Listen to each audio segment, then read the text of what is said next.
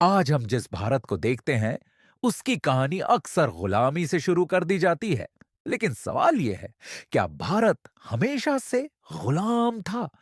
विदेशियों के आने से पहले यह देश क्या था? क्यों दुनिया के सबसे ताकतवर लोग हजारों किलोमीटर का सफर तय करके भारत पहुंचना चाहते थे? आज के एपिसोड में हम लौटेंगे उस भारत में जिसे कभी कहा जाता था सोने की चिड़िया। विदेशी भारत पर हमला करने नहीं आए थे, वे यहां व्यापार करने आए थे। क्योंकि 1700 के आसपास दुनिया की कुल अर्थव्यवस्था का लगभग 25% हिस्सा अकेले भारत के पास था। यूरोप उस समय संघर्ष कर रहा था, लेकिन भारत में अनाज था, कपड़ा था, सोना था और सबसे जरूरी ज्ञान था। अब भारत गरीब नहीं था, भारत अमीर था। आज हम फैक्ट्रियों की बात करते हैं, लेकिन सैकड़ों साल पहले भारत खुद एक चलता फिरता उद्योग था।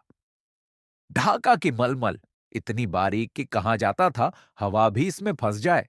बनारस, सूरत, मुर्शिदाबाद, ये शहर केवल शहर नहीं थे, ये वैश्विक व्यापार केंद्र थे। इन सबके पीछे कोई राजा नहीं, बल्कि कारीगर थे, बुनकर थे, व्यापारी थे। नाम आज याद नहीं, लेकिन दुनिया उनकी मेहनत पहनती थी। जब यूरोप में पढ़ना एक विशेषाधिकार था, भारत में शिक्षा एक परंपरा थी। तक्षशिला और नालंदा ये सिर्फ विश्वविद्यालय नहीं थे, ये ज्ञान के महासागर थे। गणित में शून्य, खगोल विज्ञान में ग्रहों की गणना, चिकित्सा में शल्य चिकित्सा, यह सब भारत जानता था। ज्ञान की यह ताकत हथियारों से ज्यादा खतरनाक होती है। भारत कोई एक विचार नहीं था, भारत एक अनुभव था। यहां धर्म थे, गांव आत्मनिर्भर थे, समाज जुड़ा हुआ था। कोई यह नहीं सोचता था कि कोई बाहर से आकर इस व्यवस्था को तोड़ देगा। इतिहास अक्सर सिर्फ राजाओं को याद रखता है, लेकिन यह भारत बना था उन लोगों से जिनके नाम किताबों में नहीं हैं।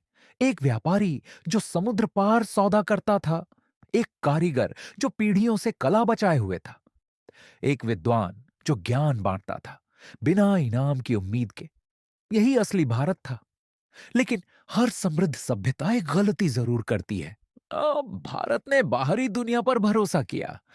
उसे नहीं पता था कि व्यापार के पीछे सत्ता की भूख छुपी है, और यही भरोसा जल्द ही इतिहास बदलने वाला था।